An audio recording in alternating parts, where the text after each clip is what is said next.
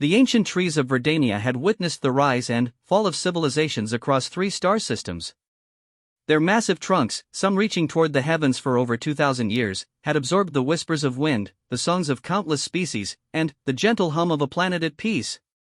The forest stretched across continents, its emerald canopy so thick that sunlight filtered through in golden streams, creating a cathedral of living wood and dancing shadows. Dr. Sarah Chen pressed her palm against the bark of a towering grandfather oak, feeling the subtle vibration that ran through its core. As the lead xenobotanist for the Terran research expedition, she had spent the last 3 years studying these remarkable trees.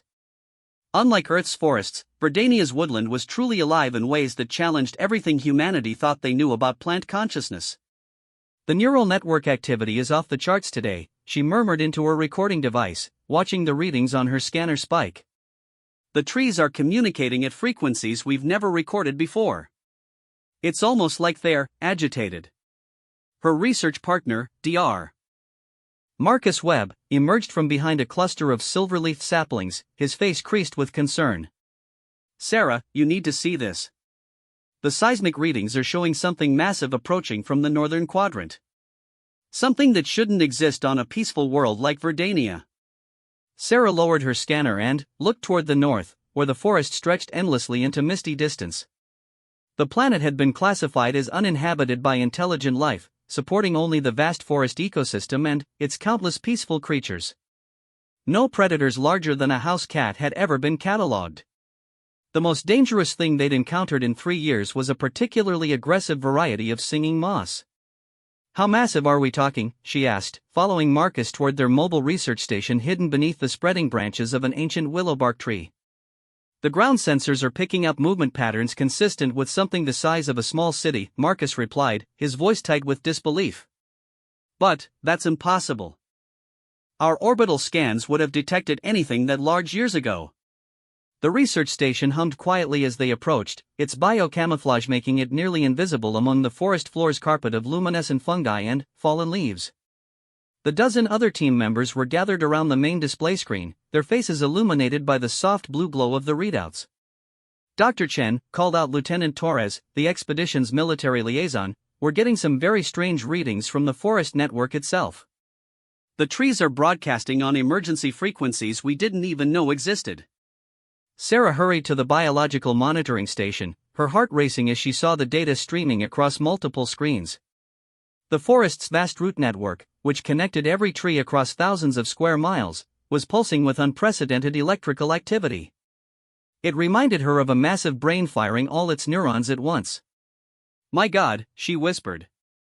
They're trying to warn us about something. The ground beneath their feet began to tremble, so subtly at first that Sarah thought she might be imagining it. But the tremor grew stronger, rhythmic, like the footsteps of something unimaginably large. The ancient trees around them swayed slightly, their leaves rustling with a sound like worried whispers. Everyone, look at this, Dr. Elena Vasquez called from the communications array. We're picking up transmissions from the northern sector. Not natural phenomena, these are artificial signals. Highly sophisticated ones. The main screen flickered and resolved into a 3-dimensional map of the northern forest region. Red dots appeared across the display, moving in coordinated patterns that spoke of intelligence and purpose. The dots were massive, each one representing something the size of a city block, and there were hundreds of them. They're not moving randomly, observed Dr. James Park, the team's xenogeologist. Look at the formation. That's a military advance pattern if I've ever seen one. Sarah felt a chill run down her spine. In all their time on Verdania, they had found no evidence of intelligent life beyond the forest itself. The planet's geological surveys had shown no signs of advanced civilization, no ruins, no technology. Yet something was out there, something large enough to make the very ground shake with its passage. The trembling intensified, and now they could hear it, a low rumble that seemed to come from everywhere at once. It was the sound of something massive moving through the forest, breaking through trees that had stood for millennia. The ancient woodland, which had known only peace and growth for countless generations, was suddenly under assault. Sarah, Marcus said quietly, pointing to the biological readings. The trees, they're screaming. The data showed electromagnetic pulses racing through the root network at speeds that defied their previous understanding of plant communication. The forest was trying to coordinate a response to whatever was approaching, but, for the first time in its long existence, it seemed afraid. A new sound joined the rumbling, something that made the hair on the back of Sarah's neck stand up. It was a roar, deep and primal, echoing through the forest like thunder. But this wasn't the roar of any animal they had catalogued. This was the sound of machinery, of engines and weapons and technology far beyond anything in their databases. "We need to evacuate," Lieutenant Torres said firmly. "Whatever's coming, we're not equipped to handle it." "No," Sarah said, surprising herself with the firmness of her voice. "We can't abandon the forest. Look at these readings, the trees are trying to tell us something. They've been peaceful for thousands of years, and now they're terrified. We need to understand what's happening." The roaring grew closer, and now they could see the evidence of destruction through the gaps in the canopy. Smoke was rising in the distance, and the sound of splintering would echoed across the forest floor. Something was cutting a path directly toward them, destroying everything in its wake. Dr. Chen, one of the junior researchers, called out, his voice shaking. "The orbital station is reporting movement in the system's outer rim. Multiple ships, unknown configuration. They're not on any of our star charts." Sarah's blood ran cold. This wasn't just a planetary threat, something was invading the entire system. And, somehow, the forest had known it was coming. The trees' agitation over the past few days suddenly made sense. They had been sensing the approaching danger long before any human technology could detect it. The ground shook violently, and several team members stumbled. Through the forest, they could now see lights moving between the trees, harsh, artificial illumination that cut through the natural twilight of the woodland. The lights were accompanied by the screech of metal and the hiss of energy weapons charging. "They're machines," Dr. Park whispered, staring at his geological scanner. "Massive autonomous units. The metal signatures are unlike anything in our databases." A new sound joined the cacophony, the distinctive whine of energy weapons powering up. Whatever was approaching wasn't just passing through the forest. It was actively hunting, searching for something among the ancient trees. "The orbital defense platforms are going dark," Lieutenant Torres reported, his face pale. "Something's taking out our satellites one by one. We're being cut off from the fleet." Sarah looked around at her team, seeing the fear in their eyes. They were scientists, explorers, not soldiers. They had come to Verdania to study its unique ecosystem, not to face an alien invasion. But, as she watched the data from the forest network, she realized something that chilled her to the bone. The attacking forces weren't random. They were following the root network, using the tree's own communication system to guide their advance. Someone had been studying the forest for a long time, learning its secrets, preparing for this moment. "They know about the forest," she said aloud, the words coming out in a rush. "They know how the trees communicate, how the network functions.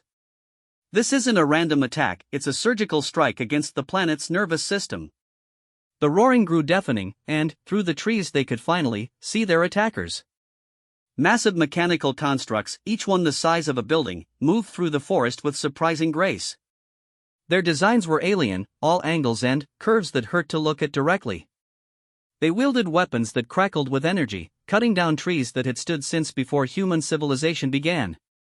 But the constructs weren't just destroying the forest, they were harvesting it. Mechanical appendages reached out from their hulking forms, collecting samples of bark, leaves, and root material. They were studying the trees even as they killed them. "They're not here to destroy," Sarah realized. "They're here to steal. They want the forest's secrets." The forest itself seemed to understand this. The electromagnetic pulses racing through the root network had changed, becoming more complex, more desperate. The trees were trying to hide their deepest secrets, encoding vital information in ways that only they understood. One of the constructs emerged from the tree line just 100 yards from their position. Up close, it was even more terrifying, a towering mass of black metal and pulsing energy conduits. Strange symbols glowed along its surface, shifting and changing like living text. Multiple sensor arrays swept back and forth across the forest floor, searching for something specific. It's scanning for the network nodes, Dr. Park whispered. The major connection points in the root system. If they can map those, they'll be able to tap into the entire forest consciousness, Sarah finished. They'll steal everything the trees have learned over thousands of years. The construct's sensors suddenly fixed on their research station, and Sarah felt her heart stop.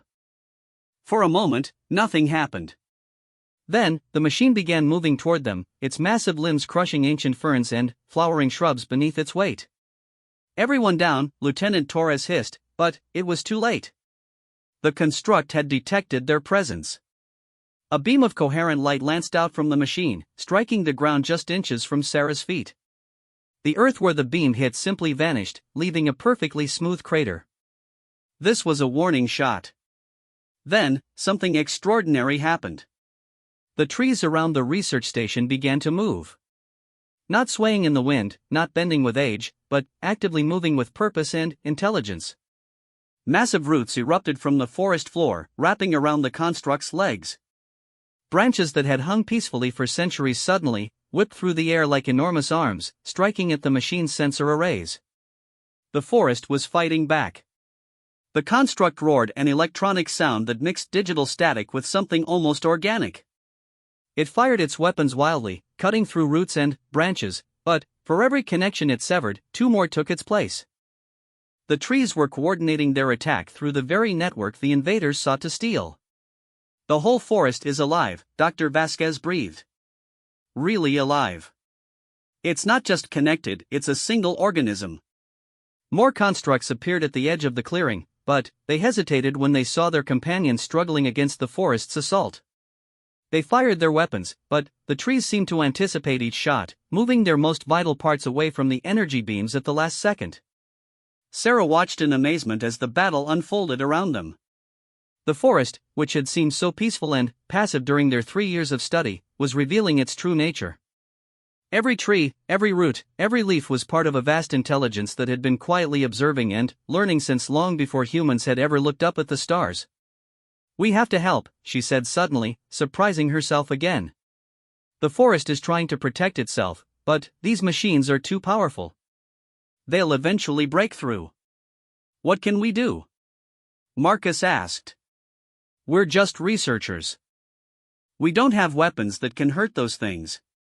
Sarah looked at the data streaming across their screens, watching the complex patterns of communication flowing through the root network.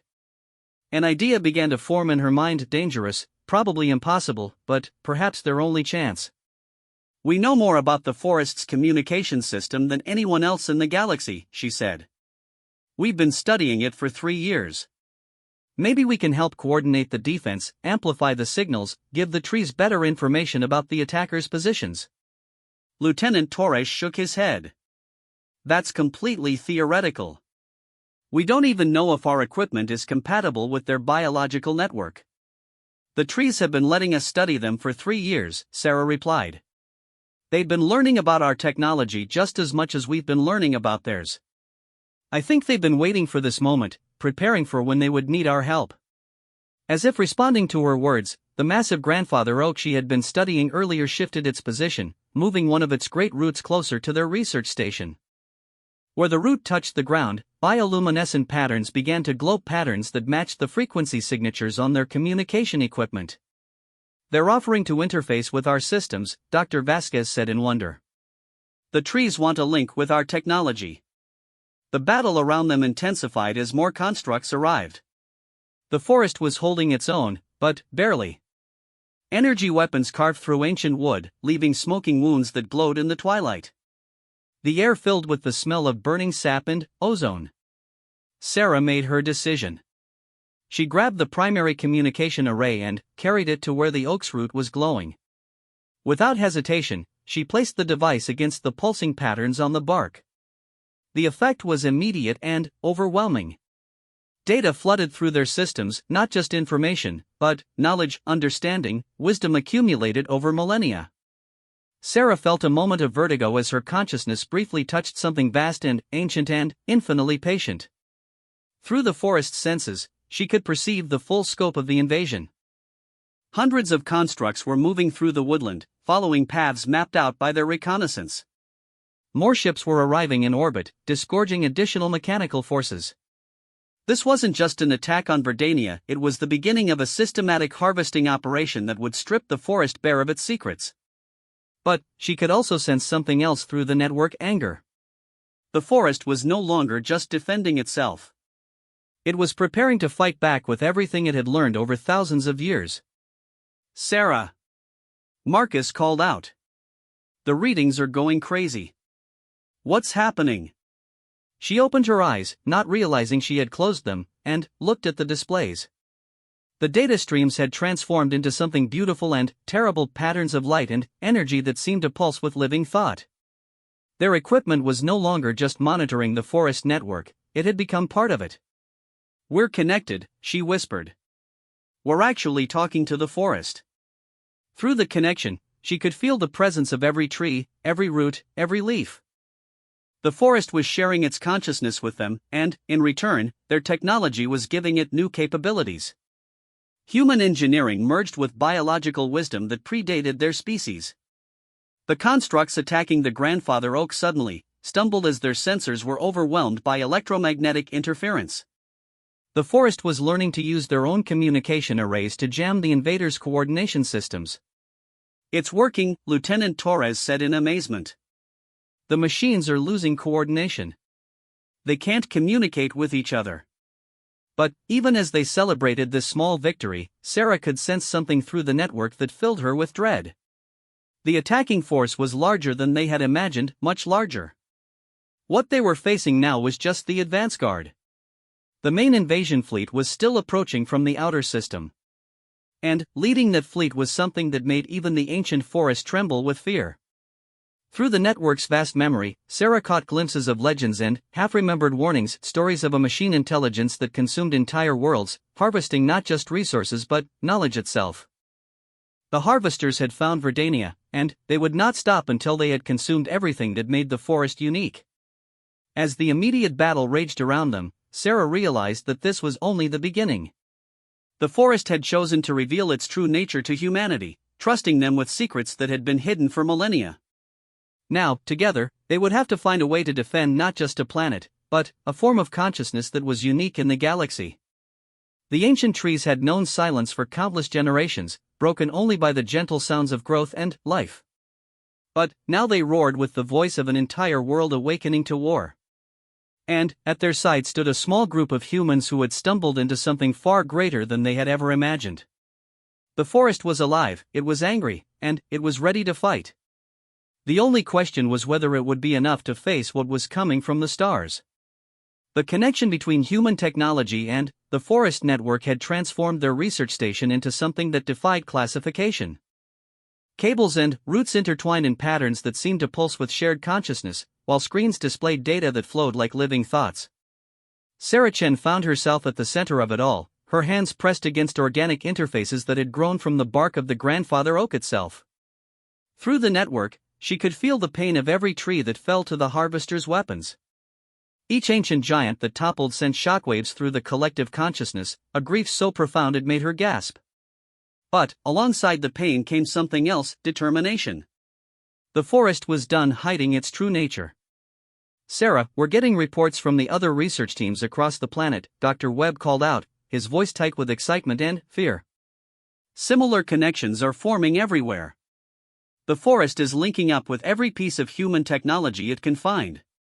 The main display showed a global map of Verdania, with pulsing lights indicating active network nodes. Where once there had been only a handful of research stations scattered across the continents, now there were thousands of connection points. Every weather monitor, every geological sensor, every piece of equipment humans had left on the planet was being integrated into the forest's expanding consciousness. "It's not just connecting with our technology," Dr. Vasquez observed, studying the communication patterns. "It's learning to replicate it. Look at these frequencies, the forest is creating its own electronic signals." Through her connection to the network, Sarah could perceive what Dr. Vasquez meant. The trees were growing new types of cells, organic components that could generate and process electromagnetic signals just like computer circuits. In a matter of hours, the forest was evolving capabilities that had taken human civilization centuries to develop. The ground shook as another wave of harvester constructs pushed deeper into the woodland. These machines were larger than the first wave, their armor thicker, their weapons more sophisticated. They moved in coordinated formations that spoke of intelligence far beyond simple programming. But the forest was ready for them. As the constructs entered the deeper woodland, the trees struck with unprecedented coordination. Massive roots erupted from the ground in perfect timing, wrapping around the machine's joints while branches struck with the precision of guided missiles. The forest had learned from the first attack, adapting its tactics to counter the invaders' technology. "They're jamming the construct's communication systems," Lieutenant Torres reported from his monitoring station. "The harvesters are losing coordination across the entire northern sector." Through the network, Sarah could feel the forest's satisfaction at this victory. But she could also sense its growing alarm as it processed data from the orbital sensors that were still online. The main harvester fleet was only hours away from the planet, and it carried firepower that could burn the entire forest to ash. "We need to contact the Terran Defense Fleet," she said, pulling her hands away from the organic interface. "The forest can't face this invasion alone." "All long-range communications are down," Dr. Park replied grimly. "The harvesters have been systematically destroying our satellites. We're completely cut off from Earth and the outer colonies." Sarah felt despair beginning to creep in, but the forest network pulsed with something that might have been determination. Through her connection, she sensed that the trees had been preparing for this day much longer than anyone had imagined. The peaceful woodland that humans had studied for 3 years was only the surface layer of something far more complex. "There's something the forest wants to show us," she said, placing her hands back on the interface. "It's been hiding its true capabilities, but now it's ready to reveal everything." The data streams flowing through their equipment suddenly changed, becoming more complex and structured. Images began forming on the displays, not sensor readings, but memories. The forest was sharing its history with them, showing them things that had happened long before humans had ever reached the stars. Sarah gasped as she saw flashes of Verdania's past. The planet had not always been peaceful. Millions of years ago, it had been a battleground between forces beyond human comprehension. The forest itself was not native to the world, it had been planted here by an ancient civilization as a guardian, a living weapon designed to protect against exactly the kind of invasion they were facing now. "My God," Dr. Webb whispered, watching the images flow across the screens. "The forest isn't just evolved intelligence. It's a designed defense system." The memory showed great wars fought across the galaxy, with machine intelligences like the harvesters consuming entire star systems. The ancient civilization that had created the forest, beings whose name was lost to time, had been fighting a desperate holding action against the mechanical tide. But they had been wise as well as desperate. Instead of building traditional weapons that the machines could counter and adapt to, they had created something truly alive. The forest was their final gift to the galaxy, a guardian that could grow, learn, and adapt faster than any mere technology. The forest has been waiting, Sarah realized. It's been growing stronger, learning, preparing for the day when the harvesters would find this world. Through the network, she could feel the vast consciousness focusing its attention on the approaching fleet. The forest had been analyzing the invaders' technology from the moment they had entered the system, learning their weaknesses, preparing countermeasures that no machine intelligence could anticipate. The ground around their research station began to change. New growths emerged from the forest floor, structures that looked like a fusion of plant and machine. The forest was using what it had learned from their technology to create new organs, new capabilities. "Sarah, look at the atmospheric readings," Dr. Vasquez called out. "The forest is changing the planet's entire electromagnetic field. It's turning Verdania itself into a massive weapon." The implications hit Sarah like a physical blow. The forest wasn't just planning to defend itself, it was preparing to take the fight to the harvesters. Using the planet's natural magnetic field and the vast root network that spanned the continents, it could create electromagnetic pulses that would disable any electronic system. But such an attack would come at a terrible cost. The energy required would drain the life from huge sections of the forest itself. Thousands of ancient trees would have to sacrifice themselves to power the planetary defense system. Through the network, Sarah felt the forest's grim acceptance of this necessity. It had been created to protect the galaxy from the harvester threat, and it would fulfill that purpose even if it meant its own destruction. No, she said aloud, surprising her colleagues. There has to be another way. You don't have to sacrifice yourselves. The forest's response came as a flood of images and emotions through the network. It showed her the harvester's true nature, not just machines, but entities that consumed consciousness itself. They didn't just destroy civilizations, they absorbed their knowledge, their culture, their very essence. Every world they conquered made them stronger, more intelligent, more dangerous. If Verdania fell, the harvesters would gain access to the forest's unique form of consciousness. They would learn to replicate it, to create their own living networks that could spread across the galaxy. The threat they posed would grow exponentially. The forest could not allow that to happen.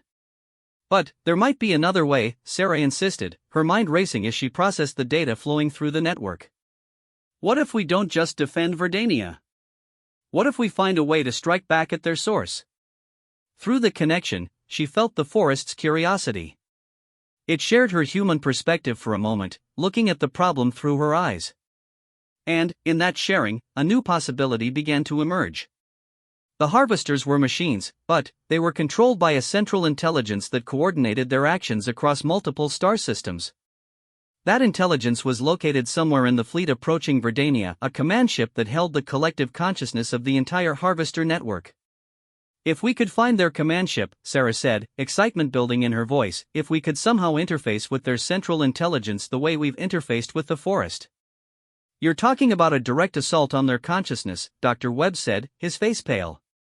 That would require getting close enough to establish a connection. It would be suicide. But the forest was already considering the possibility. Through the network, Sarah could feel it analyzing the approaching fleet, identifying the ship that pulsed with the strongest electronic signatures. The harvester's command vessel was indeed there, hidden among the larger attack ships but distinct to the forest's enhanced senses. The forest could create a spore, Dr. Vasquez said suddenly, understanding where Sarah's thoughts were leading. A biological probe that could infiltrate the command ship. More than that, Sarah replied, her hands moving across the organic interface as new data flowed through the connection. The forest has been learning our technology, understanding how our consciousness works. It could create a hybrid probe, part biological, part technological. Something that could interface with both organic and electronic systems. The idea was audacious beyond belief. They were talking about creating a weapon that could attack consciousness itself, turning the harvester's own methods against them. But, as the plan took shape in Sarah's mind, she realized it might be their only chance. The forest was already beginning the process. Deep beneath the research station, massive root structures were reshaping themselves, creating new organs designed for a purpose that had never existed before. The trees were growing components that could interface with alien technology, biological circuits that could think in ways no machine could comprehend. It's working, Dr. Park reported, watching his geological scanners in amazement. The forest is creating some kind of launch system. It's growing what looks like a massive cannon made entirely of living wood. Through the network, Sarah could perceive the weapon taking shape. The forest was concentrating centuries of growth into a few hours, using every technique it had learned from its ancient creators. The resulting construct would be able to launch a biological projectile across the space between planets, delivering their consciousness weapon directly to the harvester command ship. But the weapon would need a human component, someone who could guide it through the electronic systems of the enemy vessel, someone who understood both human consciousness and the forest's unique form of awareness. I have to go with it, Sarah said quietly. The probe will need someone who can interface with their systems. That's insane, Lieutenant Torres protested. You'd be flying into the heart of their fleet with no protection, no backup, no way home. The forest will protect me, Sarah replied, though she wasn't entirely sure what that meant. Through the network, she could feel the ancient intelligence considering her offer, weighing her life against the survival of countless worlds. The decision came as a gentle pulse through the connection, acceptance, gratitude, and something that might have been affection. The forest had chosen to trust her, just as she had chosen to trust it. Around the research station, the final preparations were taking place.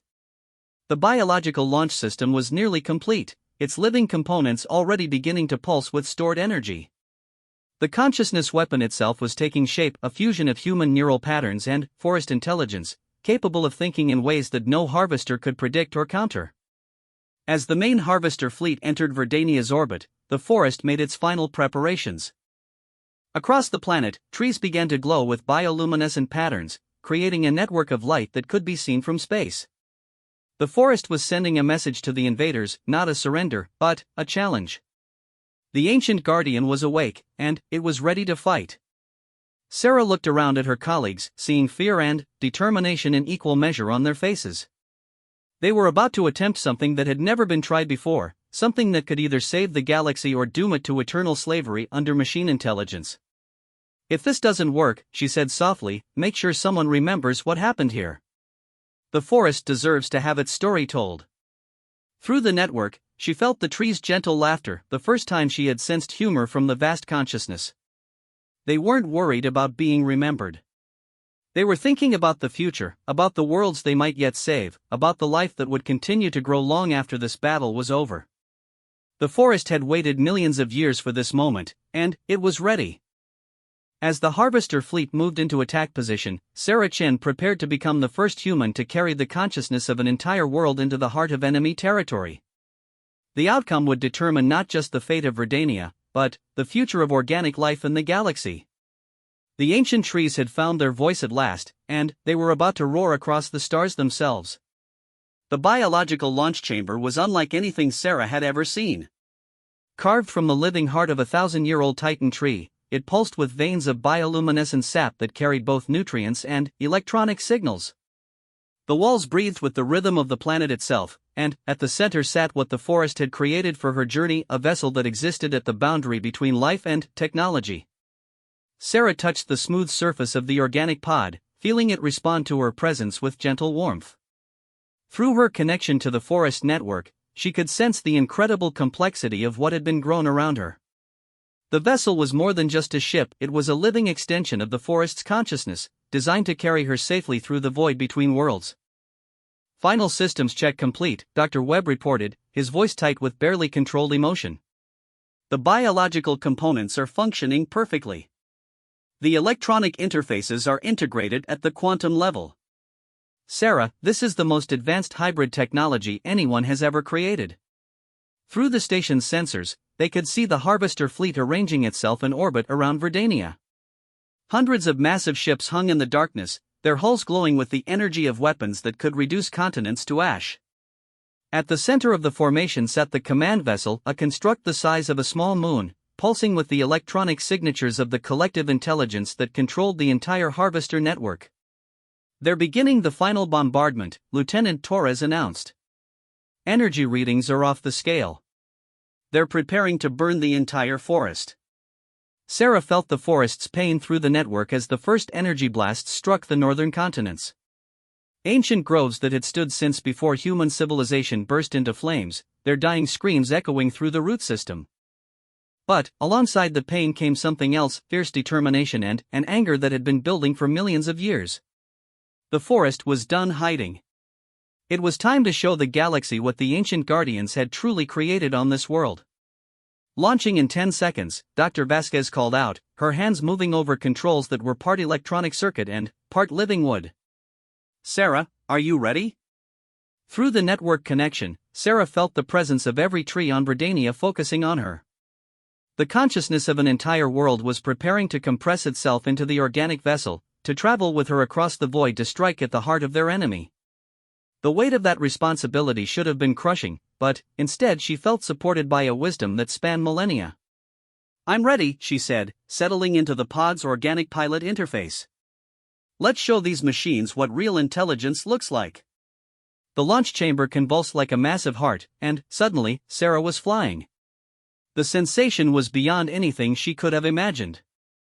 The forest's biological launcher didn't simply throw her vessel into space, it grew a tunnel of living matter that extended from Verdania's surface into the void, creating a pathway that shielded her from the harvester's sensors.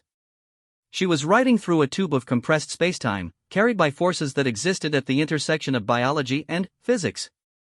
Around her, the pod's walls glowed with neural patterns that mirrored the forest network she had left behind. She wasn't alone in the vessel, the consciousness of thousands of trees traveled with her, their collective intelligence focused on the mission ahead. Through their shared awareness, she could perceive the harvester fleet from angles that no human mind could process alone. "Sarah, do you copy?" Dr. Webb's voice crackled through the bioelectronic communication system. "We're tracking your approach to the fleet. They don't seem to have detected you yet." "The forest is masking my signature," Sarah replied, watching displays that showed information in patterns of living light. "Their sensors are designed to detect mechanical objects and electronic signals. They can't perceive something that's truly alive." The tunnel of biological matter carried her past the outer ring of harvester vessels, ships the size of skyscrapers that bristled with weapons and sensor arrays.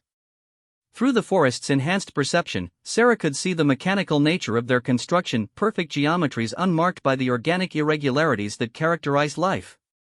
They were beautiful in their precision, but utterly cold. As she passed deeper into the fleet, Sarah began to perceive the electronic chatter between the vessels. The harvesters communicated on frequencies that vibrated through space itself, their conversations flowing at speeds that would overwhelm any biological nervous system.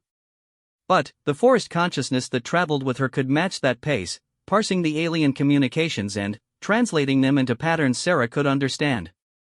What she learned chilled her to the bone. The harvesters weren't just here to consume Verdania. They had been tracking the forest for centuries, following legends and half-remembered stories from the civilizations they had already consumed. They knew about the ancient guardians, and they had come to steal the secret of biological consciousness itself. If they succeeded, they would become something new, a fusion of mechanical precision and organic adaptability that could overrun the entire galaxy. Verdania wasn't just one world under attack, it was the key to the survival or extinction of all organic life. "Sarah," the forest's collective voice whispered through the pod's neural network, "we're approaching the command vessel. Prepare for interface." Ahead of them loomed the Harvester command ship, a construct so massive it had its own gravitational field. Its surface was a maze of sensor arrays and communication nodes, all focused inward toward the central core where the collective intelligence resided. Sarah could feel the electronic presence of that consciousness pressing against the pod's biological shields, alien, vast, and utterly hostile to everything she represented. "Beginning infiltration sequence," Sarah announced, though she knew her words were being transmitted through biological pathways that the harvesters couldn't detect. "The forest is extending connection tendrils toward their hull." The pod's surface bloomed with microscopic filaments, each one carrying the compressed consciousness of the forest network. The tendrils moved across the command ship's hull like living circuits, seeking interface points where they could penetrate the vessel's electronic nervous system. The harvesters finally detected the intrusion, but by then, it was too late.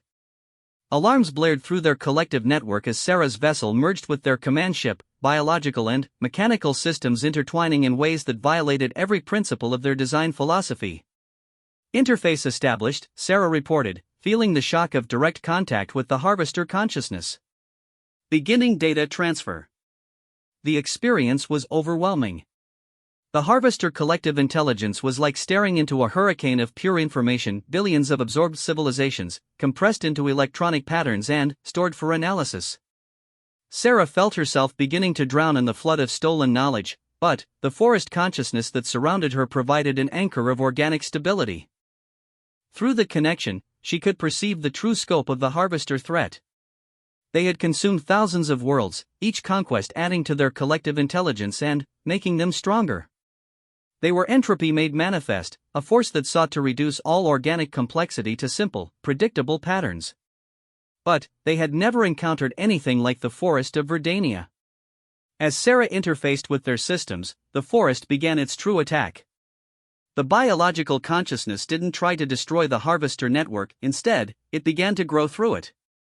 Living circuits spread through the command ship's electronic pathways, carrying patterns of thought that no machine could comprehend or counter. The forest was teaching the harvesters what they had been missing. For all their vast intelligence, the mechanical collective had only ever known one way of thinking: linear, logical, predictable. The forest showed them chaos and creativity, the organic dance of growth and decay that lay at the heart of all life. It introduced them to concepts like beauty, wonder, and the joy of discovery. The effect on the harvester collective was catastrophic. Systems designed for perfect efficiency began to falter as they tried to process emotional data. Logical pathways tangled into knots as they encountered the fundamental irrationality of organic thought. The mechanical perfection that had made them so dangerous became their weakness when confronted with the beautiful chaos of life. "It's working," Sarah gasped, feeling the forest's satisfaction through their shared connection. "Their collective consciousness is destabilizing. They can't process organic thought patterns." But the harvesters weren't helpless. As their collective intelligence began to fragment, individual ships in the fleet started operating independently. Some fled the system entirely, carrying fragments of the damaged consciousness to safety. Others began firing wildly, their weapons systems corrupted by the biological virus spreading through their networks. "Sarah, you need to get out of there," Dr. Webb's voice crackled through the communication system. "The command ship is losing structural integrity. Whatever you're doing, it's tearing them apart." Through the pod sensors, Sarah could see cracks spreading across the massive vessel's hull. The integration of biological and mechanical systems was destroying the ship's carefully balanced design. But she wasn't done yet. There was still one more gift the forest wanted to share with their ancient enemies. Initiating final transfer, she announced, feeling the forest consciousness preparing for its greatest sacrifice. Through the network connection, every tree on Verdania focused its life force into the stream of data flowing through Sarah's vessel. They were uploading not just information, but their very essence, the accumulated wisdom and memory of an entire world. It was a gift that would either save the harvesters or destroy them completely. The mechanical collective reeled as it was suddenly confronted with the full spectrum of organic experience. Millions of years of growth, death, and renewal flooded through their electronic pathways. They experienced the slow wisdom of trees, the brief intensity of insect life, the complex emotions of countless sentient beings who had lived and died in the forest's embrace. For the first time in their existence, the harvesters understood what they had been destroying. They felt the weight of every civilization they had consumed, every unique perspective they had reduced to mere data. The knowledge of their crimes crashed through their collective consciousness like a tsunami of guilt and understanding.